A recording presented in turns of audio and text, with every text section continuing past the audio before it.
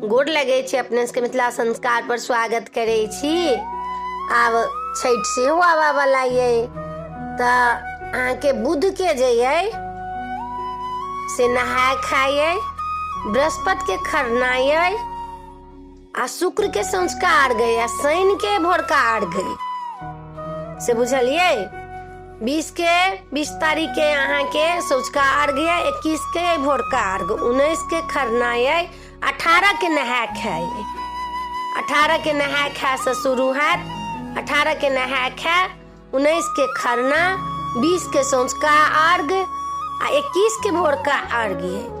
आ ई नियम से करब, ई व्रत के नियम से करू। छठ पूजा के जतेक नियम छै से सब करब। अपने सबके मुहूर्त बतेलहुँ हैं, 1-2 दिन के बाद में अपने सबके विधि से हो बतायब जे कोना कऽ छठ करब, कोना कऽ खरना करब, कोना कऽ की करब से अपने सबके बतायब। ई मुहूर्त बता देलहुँ हैं। नीक लागत तो चैनल के सब्सक्राइब कऽ के जरूर हमरा कहब, कहबो करब आ सब्सक्राइबो करब। नीक लागत वीडियो में आए, अपने सबके नीक लागत तो हमरा जरूर कहू। जय मिथिला, जय माता जी।